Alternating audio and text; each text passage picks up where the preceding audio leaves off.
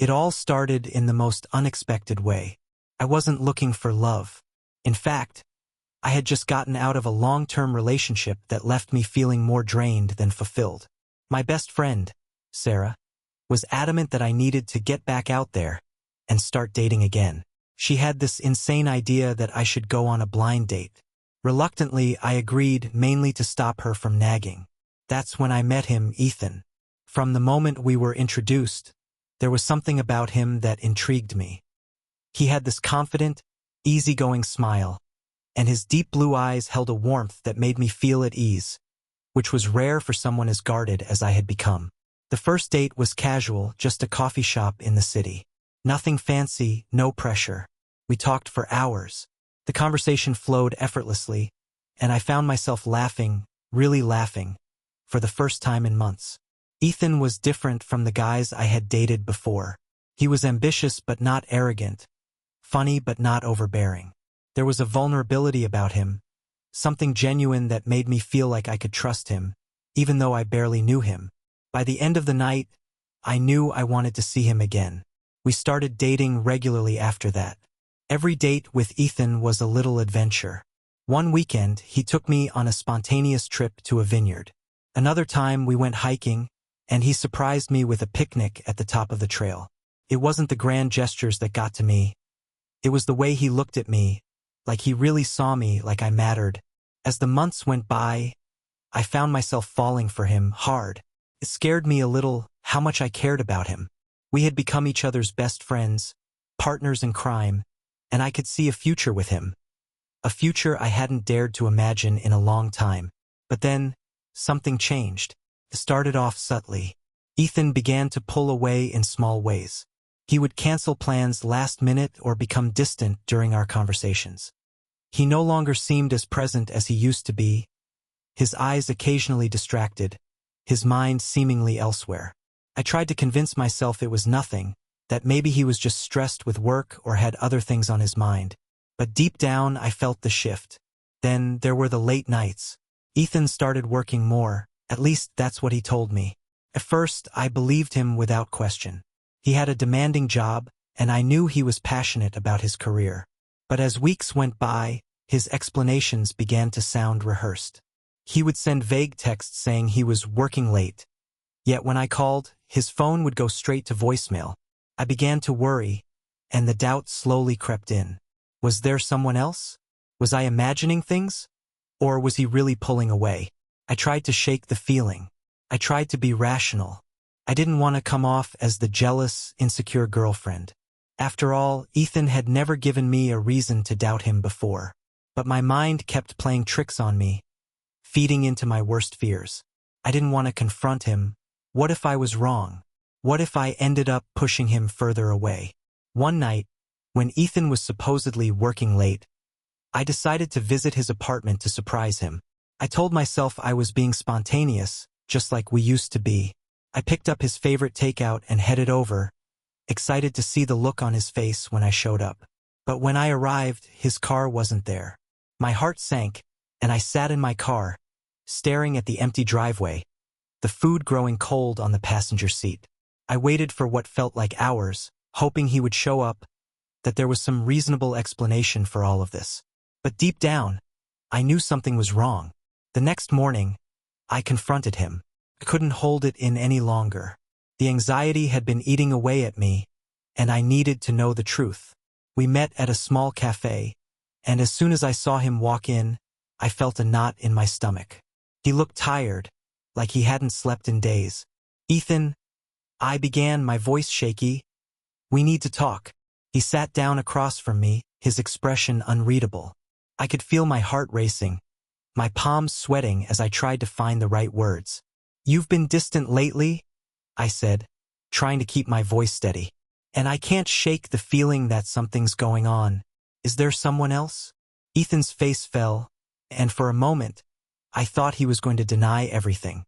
But then he sighed and ran a hand through his hair, looking more defeated than I had ever seen him.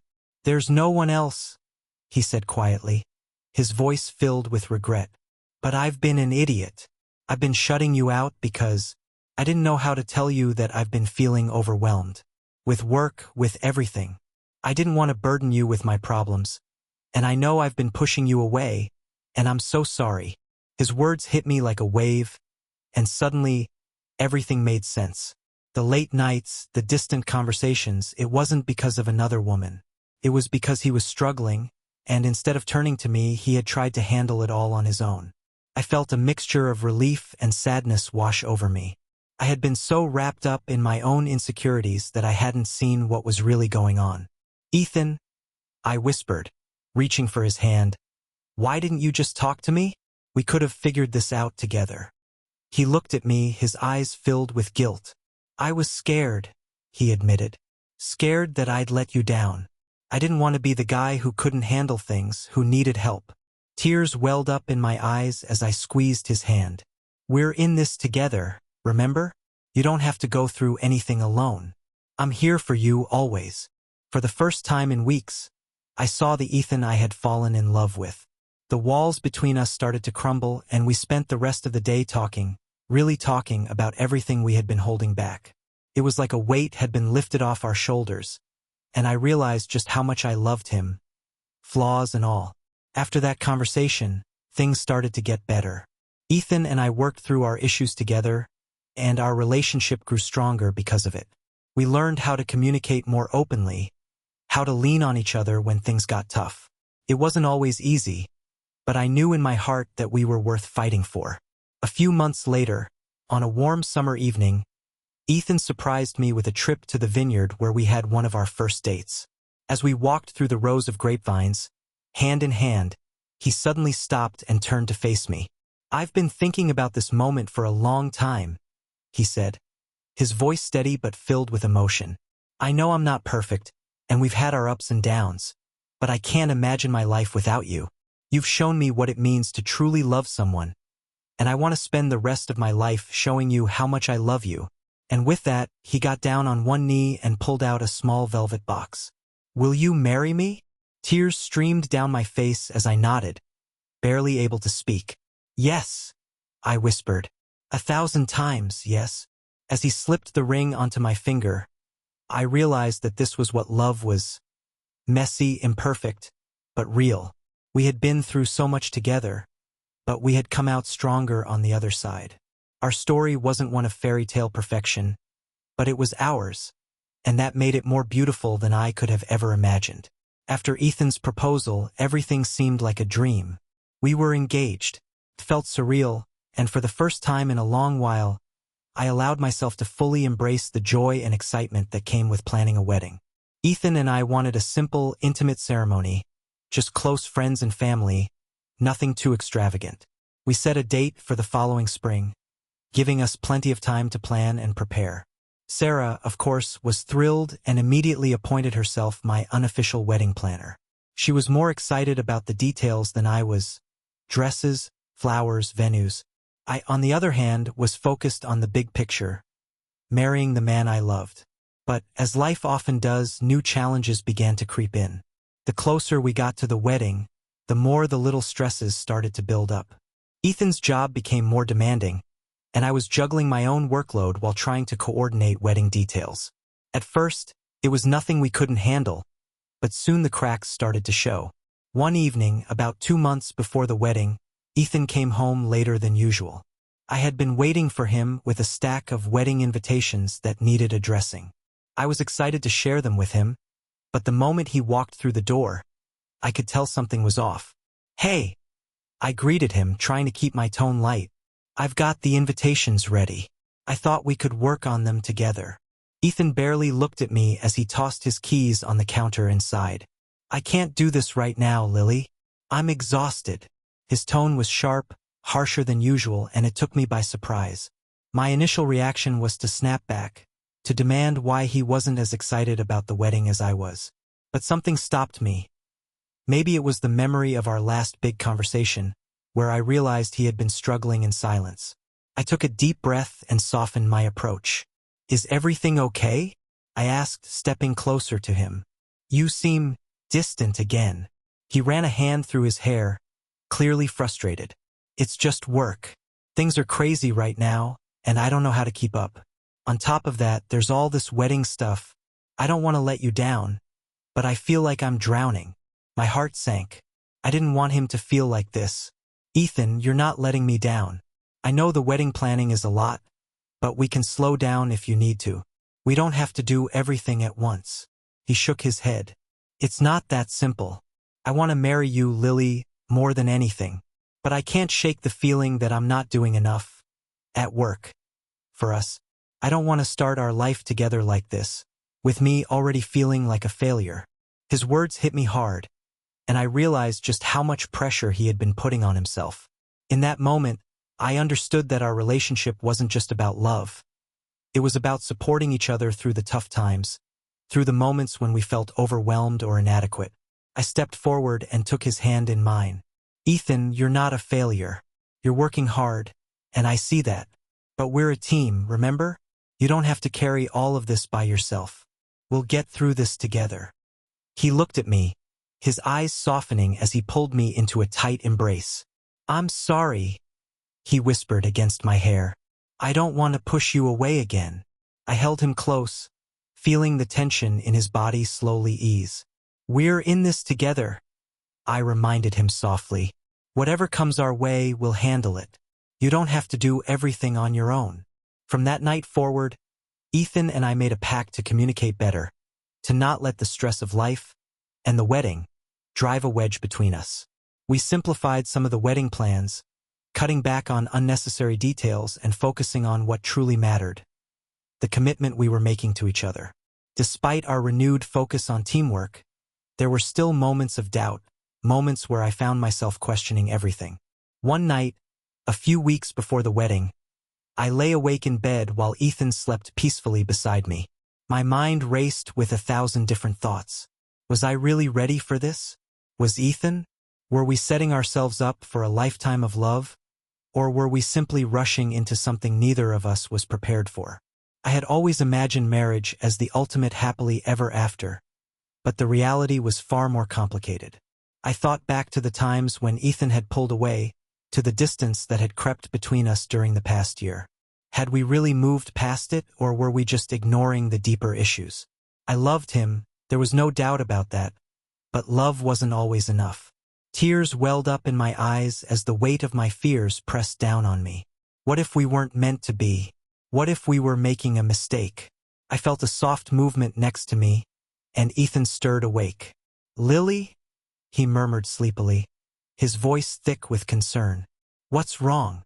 I hesitated, unsure if I should share my doubts with him. I didn't want to hurt him or make him think I wasn't committed to our future. But then I remembered our promise to each other, to always communicate, no matter how difficult the conversation. I'm scared, I admitted quietly, my voice barely above a whisper. What if we're not ready for this? What if we're making a mistake? Ethan propped himself up on one elbow, his eyes searching mine in the dim light. For a moment he didn't say anything, and I feared the worst, that he too had been having doubts. But then, he reached for my hand, his grip steady and reassuring. I've had those thoughts too, he confessed softly. But then I remember why I fell in love with you in the first place. It's not about being perfect or always knowing the answers. It's about choosing each other, every day, no matter what. His words calmed me in a way nothing else could. We'll figure it out together, he continued. We're not perfect, Lily, and we never will be. But that's okay. I love you for who you are, flaws and all. And I want to spend the rest of my life showing you that. The tears that had been threatening to fall finally spilled over, but they weren't tears of fear anymore. They were tears of relief. I knew in that moment that Ethan and I weren't just getting married out of some idealized version of love. We were getting married because we were choosing each other, knowing full well that life would throw challenges our way, but trusting that we would face them together. I love you, I whispered, my voice thick with emotion. Ethan leaned in, pressing his forehead against mine. I love you too, Lily, and I can't wait to marry you. With that, the doubts that had plagued me began to fade, replaced by a deep sense of peace. We weren't perfect, but we were real, and that was enough for me. The day of our wedding arrived faster than I had anticipated. It was a beautiful spring morning. the sky a perfect shade of blue with the sun casting a warm glow over everything. I remember standing in front of the mirror in my dressing room, my heart pounding with a mixture of excitement and nerves. Sarah was there, bustling around, making sure every detail was in place. "You look stunning," she said, her eyes twinkling as she adjusted the veil on my head. "Ethan's going to lose his mind when he sees you." I smiled nervously, feeling a rush of butterflies in my stomach. "I can't believe this is really happening," I admitted, glancing at my reflection. The woman staring back at me in the mirror looked like a bride, but it still didn't feel real. Sarah squeezed my hand. "It's happening, and you're going to be the happiest bride ever. Trust me." A few hours later, I found myself standing at the end of the aisle, my arm linked with my father's. The soft hum of music filled the air as I looked out at the crowd of familiar faces.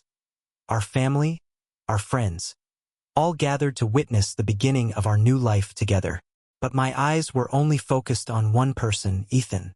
He stood at the altar, looking more handsome than ever in his suit. His face lit up with the same mix of emotions that I felt. When our eyes met, all the nerves, all the doubts, melted away. I knew in that moment that this was where I was meant to be. As I walked down the aisle, step by step, towards the man I loved, I realized how far we had come. We had faced challenges, doubts, and fears, but we had made it through. Stronger, closer, and more in love than ever. When I finally reached him, Ethan took my hands in his eyes filled with love and determination. "I choose you," he whispered, just loud enough for me to hear. I smiled, feeling the weight of his words. "And I choose you," I whispered back.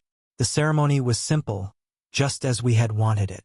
We exchanged our vows, promising to love, honor, and support each other through whatever life had in store for us.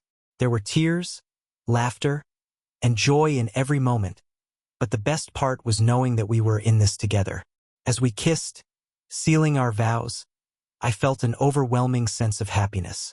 This wasn't just the end of our story, it was the beginning of something new, something beautiful. We were married, and I couldn't wait to see what the future held for us. After the wedding, everything felt surreal. We were officially husband and wife, and it was like waking up in a dream every morning. The honeymoon phase was blissful. Ethan and I decided to spend 2 weeks in Hawaii, a place we'd both wanted to visit for years. It was the perfect escape from the stress of work and wedding planning, allowing us to focus solely on each other. We stayed at a beautiful beach resort, where the days were filled with sunshine, crystal clear water, and long walks along the shore. Ethan seemed more relaxed than I'd seen him in months.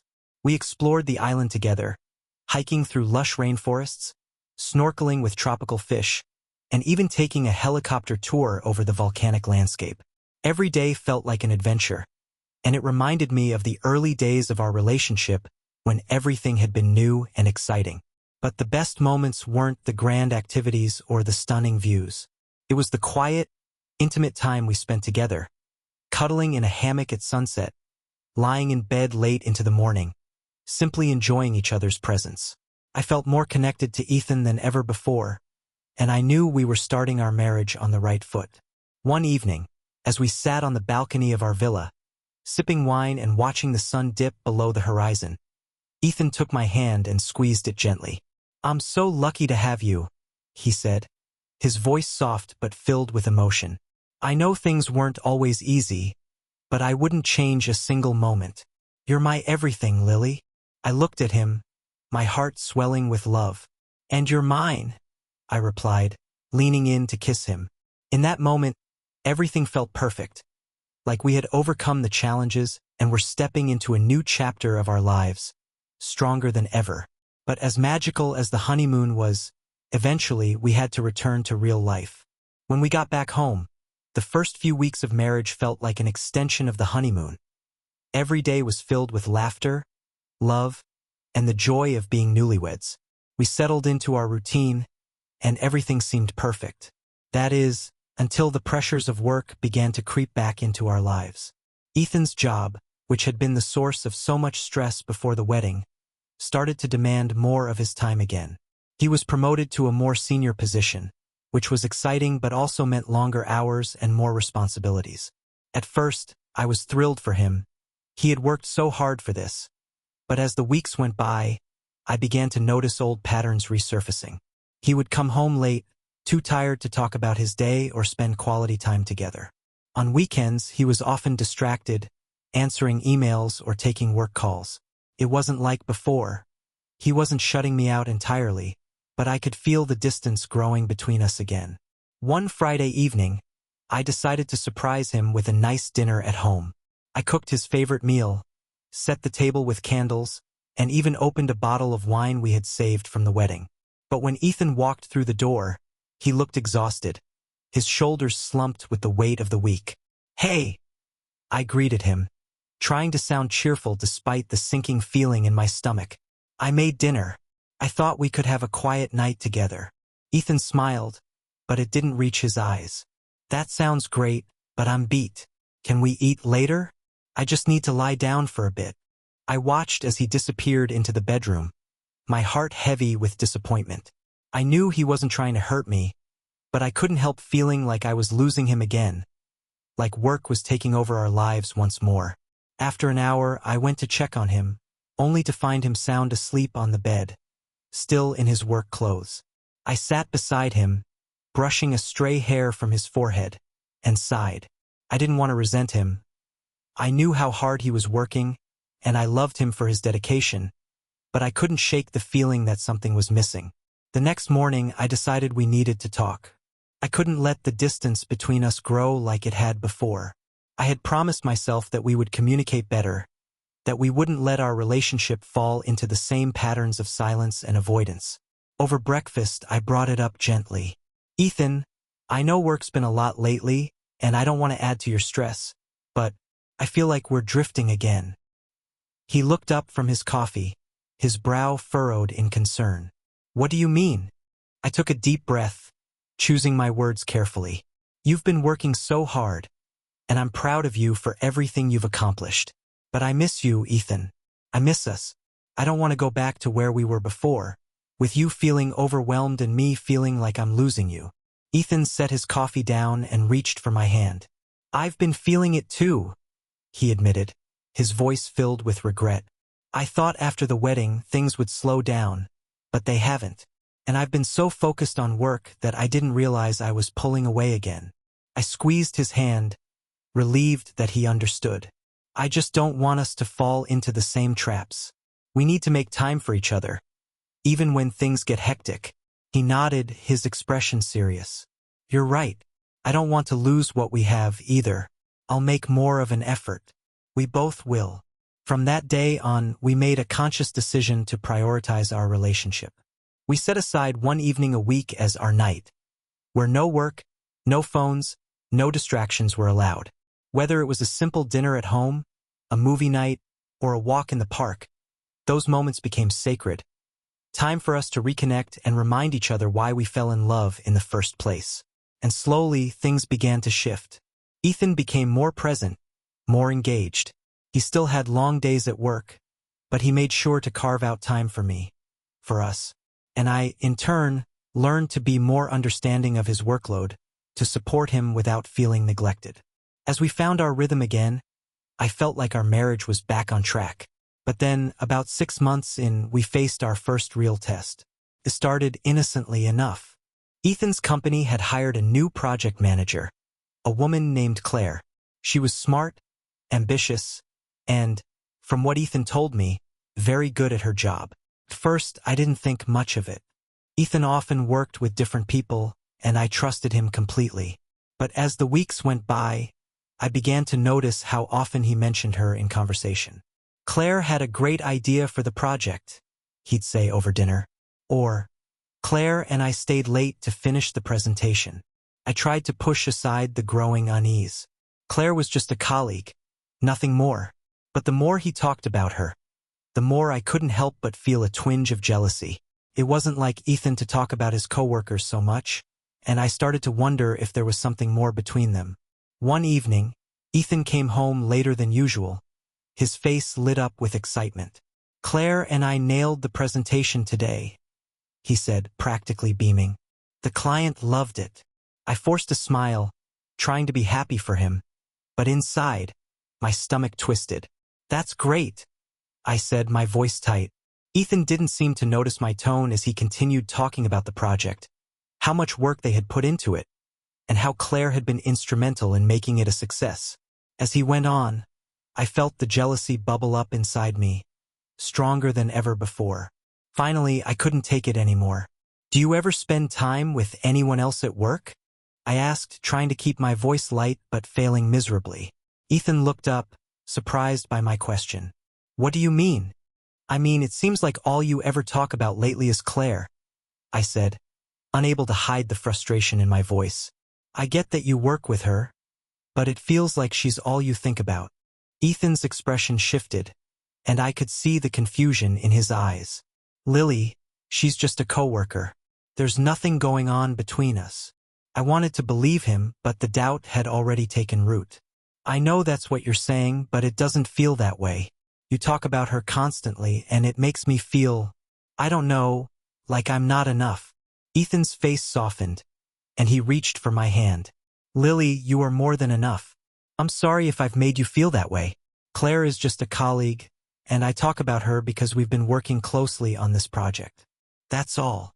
I looked into his eyes, searching for any hint of dishonesty, but all I saw was sincerity. I don't want to be the jealous wife, I admitted quietly, but it's hard when it feels like someone else is getting more of your attention than I am. Ethan sighed, pulling me into a hug. I promise you, there's nothing between me and Claire. You're the only one I love, the only one I want to be with. I'll make sure to be more mindful of how I talk about work. Okay? I nodded, feeling the tension in my chest start to ease. Okay. In that moment, I realized that marriage wasn't just about the big, dramatic moments. It was about the little tests, the moments of insecurity and doubt that could either pull you apart or bring you closer together. And as Ethan held me, I knew that we were going to be okay, that we were learning how to navigate this new chapter of our lives, one step at a time. After our conversation about Claire, things between Ethan and me improved, but I couldn't deny that the experience left a mark on me. It wasn't just about Claire. Really, it was about the fact that I had felt insecure, vulnerable, and unsure of where I stood in Ethan's life. But we were both committed to making our marriage work, and that meant addressing those feelings head-on, not letting them fester. We started making a conscious effort to find balance in our relationship. Ethan became more mindful of how much work consumed his time and energy, and I made sure to voice my concerns openly, without letting them build up. We spent more quality time together, not just on our designated date nights, but in the everyday moments, cooking dinner together, taking weekend drives, or simply talking about our day before bed. But as we navigated our new roles as husband and wife, I realized something important. It wasn't just about him prioritizing me. I needed to find my own balance too. I had spent so much time worrying about whether Ethan was pulling away that I hadn't focused enough on my own passions and happiness. So, I decided to take on a new project of my own. I had always been passionate about interior design, something I had dabbled in on the side but never pursued seriously. Now, with Ethan's support, I took the plunge and started offering my services to friends and family. It was a small start, but it felt empowering to focus on something that was entirely mine. Ethan was proud of me, and that pride only made me love him more. We were both building our individual lives while still growing together, and that made our marriage feel stronger than ever. One Saturday, while I was working on a design project for a friend's new apartment, I got a message from an old acquaintance. It was James, a guy I had dated briefly before meeting Ethan. Our relationship had never been serious, more of a casual fling, but seeing his name pop up on my phone stirred up memories I hadn't thought about in years. Hey Lily, it's been a long time. I'm back in town and thought it'd be great to catch up. Let me know if you're free sometime. The message was innocent enough, but I hesitated before responding. I hadn't thought about James in ages, and I wasn't sure how Ethan would feel about me meeting up with an old flame, even if there were no lingering feelings on my end. But then again, it wasn't like I was hiding anything. Ethan and I trusted each other, right? I decided to mention it to Ethan later that night. Ethan, Do you remember James? The guy I briefly dated before we met. He looked up from his book, raising an eyebrow. Yeah, I remember. Why? He messaged me today, saying he's back in town and wants to catch up. I'm not sure if I should meet him or not. Ethan's expression was hard to read for a moment. He was quiet, his eyes narrowing slightly as he considered my words. Are you asking if it's okay? I guess I am, I replied, feeling a bit nervous. I don't want to do anything that would make you uncomfortable. Ethan set his book down and sighed. Lily, I trust you. I don't think you meeting him is an issue as long as you're honest with me about it. But, if I'm being honest, I don't exactly love the idea of you hanging out with an ex. His candor caught me off guard, and I appreciated it. I get that, and I don't have any unresolved feelings for him. I promise. It's just, he was part of my life before you, and I didn't want to hide it from you. He nodded, leaning over to kiss my forehead. Just be careful. Relationships from the past can stir up things you don't expect, even when you think you've moved on.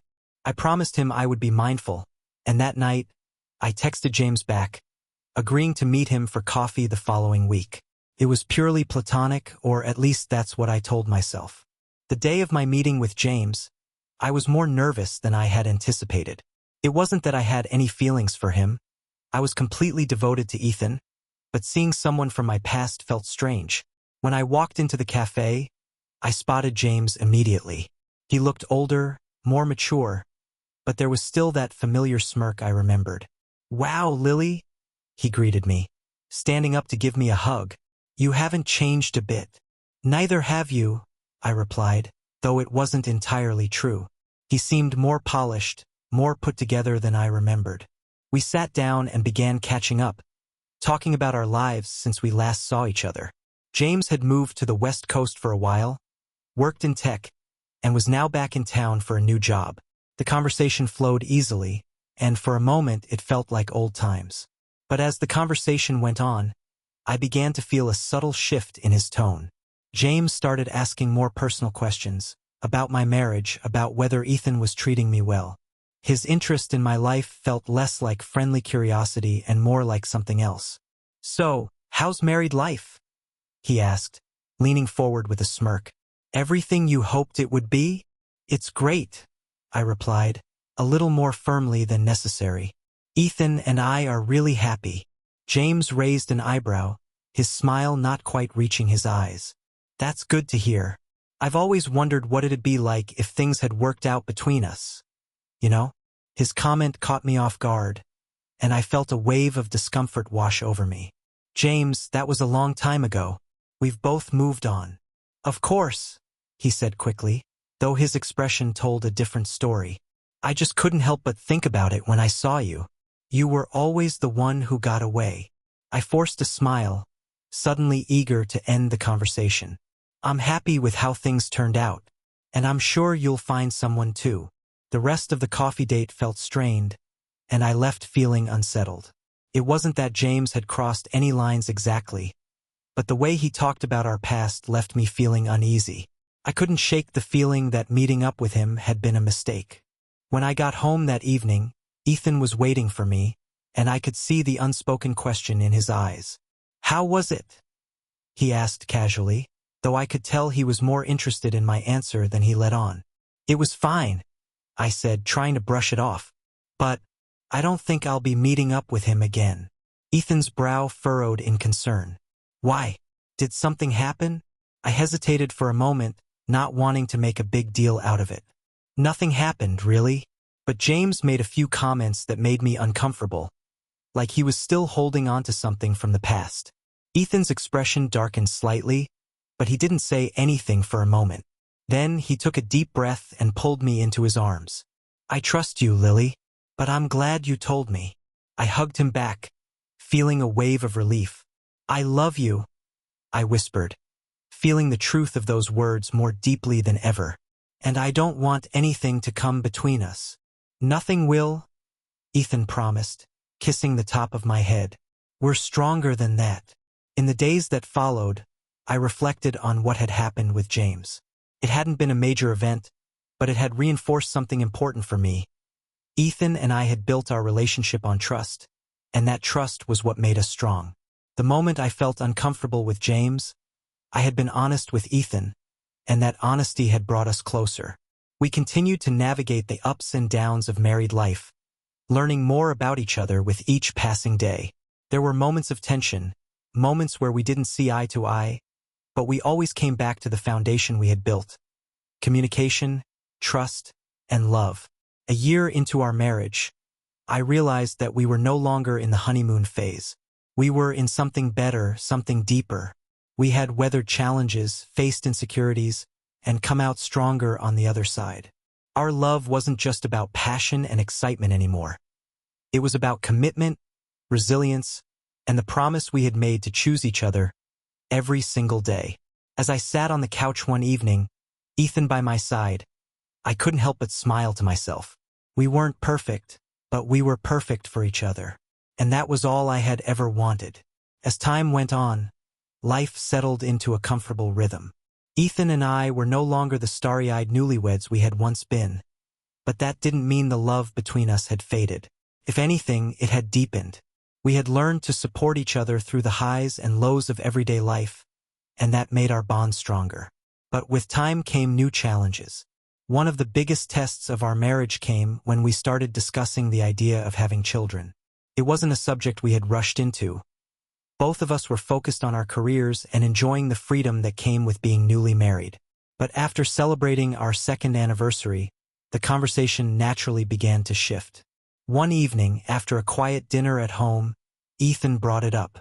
"Have you been thinking about, starting a family?" he asked casually, though I could tell from the way he was fidgeting with his glass that this was something weighing on his mind. I had been thinking about it, of course.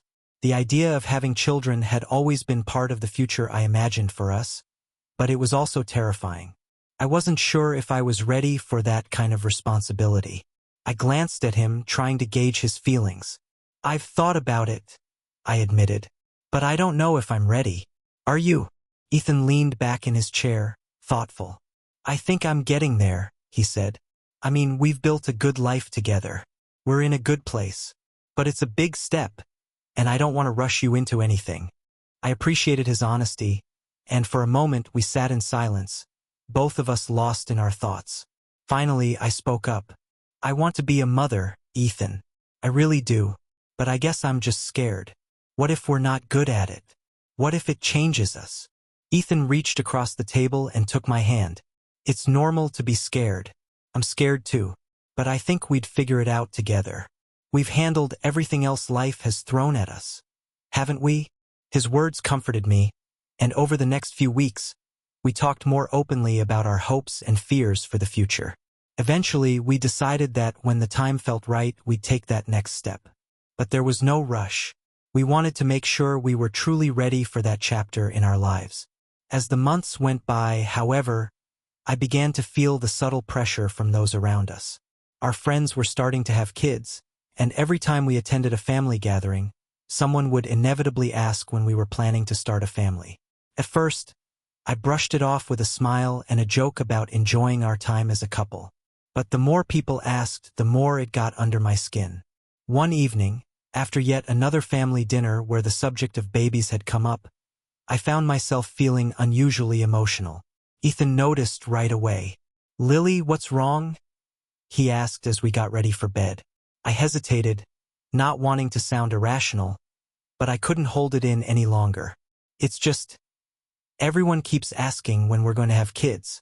I know they mean well, but it's starting to feel like we're not doing something right because we haven't started a family yet." Ethan frowned, sitting down beside me. "I'm sorry you're feeling that way. People can be thoughtless sometimes. But we don't owe anyone an explanation for how we live our lives. This is our decision, and no one else's." I nodded, knowing he was right, but it didn't completely take away the frustration. "I just don't want us to feel pressured into something we're not ready for." Ethan wrapped his arm around me, pulling me close. "We won't be. We'll do this when we're both ready. And until then, let's just enjoy what we have." His words reassured me, but the societal pressure lingered in the back of my mind. I knew that starting a family was a big decision, one that we needed to make for ourselves, not because others expected it of us. But as the months turned into a year, I found myself thinking about it more and more. It was on a quiet Saturday morning, over coffee and pancakes, that the decision finally felt right. Ethan and I had been spending more time together, just the two of us, talking about the future and what we wanted. We were in a good place, both in our marriage and in our individual lives. My interior design work had taken off in ways I hadn't expected, and Ethan's career had stabilized after a few stressful years. We felt ready. "I've been thinking," I said, my voice soft as I stirred sugar into my coffee. "Maybe it's time. Maybe we're ready to start trying." Ethan looked up from his plate, his eyes lighting up. "Really?" I nodded, feeling a sense of calm wash over me. "Yeah, I'm still scared, but I think we're ready for this. I think I'm ready." Ethan reached across the table and took my hand, his smile filled with warmth. "We'll be great parents, Lily. And whatever happens, we'll figure it out together." With that, the decision was made. It wasn't a grand, dramatic moment. It was simple and full of love. We both knew that this next step would be life-changing, but we were ready to face it together. Starting a family wasn't as straightforward as I had imagined. Months went by, and despite our efforts, I wasn't getting pregnant. At first, I tried not to worry about it.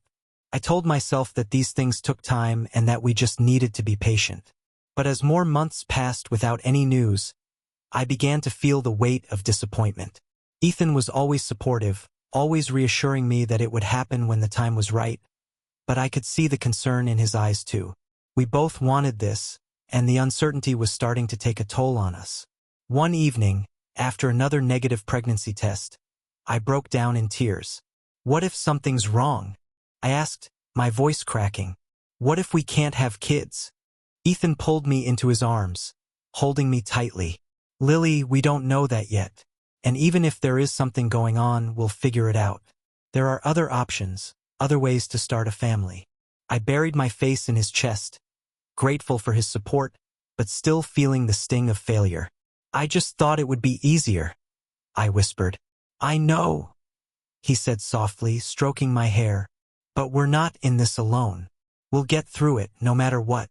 We decided to see a specialist to figure out what was going on. It was a difficult process, full of tests, doctor's appointments, and more waiting. But through it all, Ethan was my rock. He never once let me feel like I was going through this alone. Every step of the way, we faced it together. After months of trying and testing, we finally received the news we had been hoping for. I was pregnant. The moment the doctor confirmed it, I felt a surge of emotion that I couldn't quite put into words. Relief, joy, fear, and excitement all washed over me at once. Ethan's face lit up with a smile I hadn't seen in a long time, and he pulled me into his arms, spinning me around in the doctor's office. "We did it," he whispered, his voice thick with emotion. "We're going to be parents." In that moment, all the struggles, all the waiting, felt worth it. We had made it through one of the toughest challenges of our marriage, and now we were stepping into a new chapter, one that would change our lives forever. The months of my pregnancy were a mixture of excitement and nervousness. Ethan was incredibly supportive, always there to help with whatever I needed, and always reminding me that we were in this together. We decorated the nursery, attended parenting classes, and spent hours talking about what life would be like once our baby arrived. And then, one quiet evening in early spring, our daughter was born. Holding her in my arms for the first time, I felt an overwhelming sense of love and awe. She was perfect, and in that moment, I knew that everything we had been through, the ups, the downs, the doubts, had led us to this. This little life we had created was the culmination of all the love and effort we had poured into our marriage. Ethan stood by my side, his eyes filled with tears as he looked at our daughter. "She's beautiful," he whispered, kissing the top of my head. "Just like her mother." I smiled through my own tears, feeling more love for Ethan than I ever thought possible. We had made it. We had built a life together, faced challenges together, and now we were starting a new adventure as parents. As I looked at our daughter, I knew that our story was just beginning. There would be more challenges ahead, more tests of our strength and love, but I also knew that we could handle anything because we had each other. And that was all we needed. Life changed in ways neither Ethan nor I could have fully anticipated after our daughter, Emily, was born. Those first few weeks were a whirlwind of sleepless nights, feeding schedules, diaper changes, and an overwhelming sense of responsibility. It felt like our entire world had been turned upside down, and yet, I wouldn't have traded any of it for anything. Ethan was an incredible father from the very beginning. He was always there, whether it was changing diapers in the middle of the night, rocking Emily to sleep, or giving me much-needed breaks when I felt like I was running on empty. Watching him with her made me fall in love with him all over again. There was something so tender in the way he held her, the way he looked at her like she was the most precious thing in the world. But as magical as those early days were, they were also exhausting, and the toll it took on our relationship was inevitable. We were both so focused on caring for Emily that we often forgot to care for each other. There were nights when we would collapse into bed without saying more than a few words, too tired to connect the way we used to. I missed the ease and intimacy we once shared, but I didn't know how to reclaim it amid the chaos of new parenthood. One night, after a particularly long day of juggling work, house chores, and caring for Emily, I found myself sitting on the couch, feeling more drained than ever. Ethan was in the kitchen cleaning up, and as I watched him, I realized how much we had been operating like partners in survival mode, focused on getting through each day rather than really being there for each other. I stood up, walked over to him, and gently touched his arm. "Ethan, can we talk?" He looked over at me, his face etched with exhaustion, but he nodded. "Of course. What's on your mind?" I hesitated, unsure of how to express what I was feeling. I miss us. I feel like we've been so caught up in everything that we've forgotten to take care of each other. I miss spending time with you, just the two of us." Ethan sighed and set down the dish he was holding. "I miss it too," he admitted. "It feels like we're always running on fumes, doesn't it?" I nodded, tears welling up in my eyes.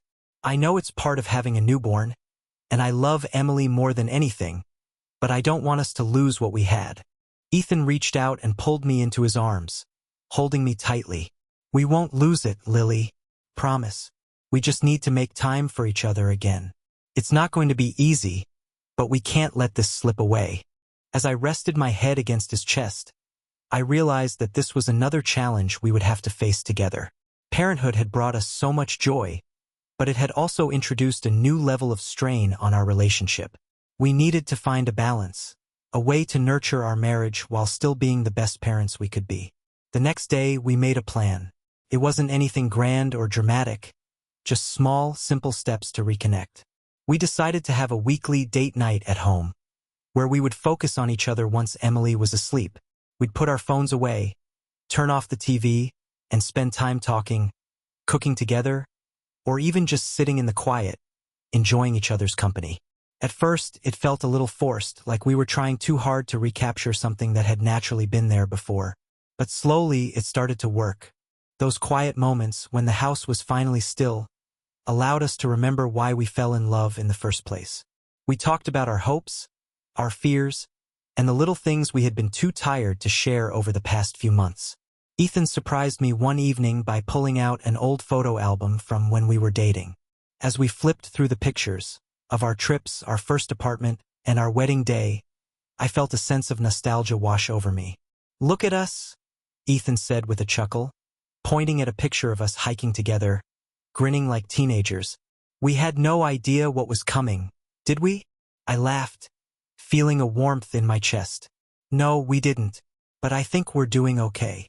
He smiled, reaching out to tuck a strand of hair behind my ear. "We are, and we'll keep doing okay, as long as we're in this together." Those nights, though simple, helped us reconnect in a way I hadn't thought possible in the midst of new parenthood. We learned how to balance the demands of raising a child with nurturing our relationship, and slowly but surely we found our rhythm again. As Emily grew, so did our roles as parents. She was a bright, curious child with Ethan's blue eyes and my stubborn streak. Every milestone, her first word, her first steps, brought us closer together as we navigated the joy and challenges of watching her grow. But as proud as we were of our little family, there were still moments when the weight of responsibility felt overwhelming. Ethan's job became more demanding again, and I found myself juggling my interior design work with full-time motherhood. There were days when I felt like I was being pulled in 100 different directions, and despite our best efforts, stress crept back into our relationship. One evening, after a particularly tough day of work and a tantrum-filled dinner with Emily, I snapped at Ethan for something trivial, something I didn't even care about, but it was the last straw in a long day. "Why do I always have to be the one to handle everything?" I blurted out as we cleaned up the kitchen. Ethan looked taken aback. "I thought we were sharing the load. I've been trying to help more." I sighed, frustrated with myself as much as with him. "I know, but it still feels like so much falls on me. I'm just tired." Ethan set down the dish he was drying and turned to face me, his expression softening. "Lily, I don't want you to feel like you're doing this alone. We're a team, remember? But I need you to tell me when you're feeling overwhelmed. I can't help if I don't know what's going on." I took a deep breath, realizing that I had been bottling up my stress instead of communicating the way we had promised each other we would. "You're right. I'm sorry. I just feel like I'm constantly trying to juggle everything, and I don't know how to ask for help without feeling like I'm failing." Ethan stepped forward and wrapped his arms around me. "You're not failing, Lily. You're doing an amazing job. But we need to take care of each other too. We can't let ourselves get lost in everything else." I leaned into him, feeling the tension slowly melt away. "I just don't want us to fall back into old patterns." "We won't," he reassured me, his voice steady. "We've been through too much together. We know how to handle this." From that point on, we made a concerted effort to communicate more openly about the challenges of parenting and work. We leaned on each other when things got tough and celebrated the small victories together. Whether it was a quiet moment after Emily went to bed or a simple thank you for handling a stressful situation. As Emily grew older, life began to feel more manageable. We had settled into our roles as parents, and our relationship, though tested many times, had only grown stronger. We had learned how to balance the demands of family life with nurturing our marriage, and though it wasn't always easy, it was always worth it. On our 5th wedding anniversary, Ethan surprised me with a weekend getaway, just the two of us. It was the first time we had been away from Emily for more than a night, and I was both excited and nervous. But as we arrived at the small cabin nestled in the mountains, I felt a sense of peace settle over me. "This feels like our first trip all over again," I said with a smile as we unpacked. "Remember that vineyard you took me to?" Ethan grinned. "I remember. I was so nervous that day." I laughed, shaking my head. "You hid it well. I thought you were the most confident person I'd ever met." "That's because I was trying to impress you," he admitted with a playful smirk. "I didn't want you to know how head over heels I already was." The weekend was perfect. We hiked, cooked meals together, and spent hours talking by the fire, reminiscing about the early days of our relationship and everything we had been through since. It felt like a much-needed reset, a reminder that, no matter how much life changed, we were still the same two people who had fallen in love all those years ago. On our last night, as we sat outside under the stars, Ethan turned to me, his eyes filled with that same warmth I had seen the day he proposed. "Lily, I know life hasn't always been easy, but I wouldn't trade any of it. You and Emily are my world, and I can't imagine my life without you." I smiled, my heart full.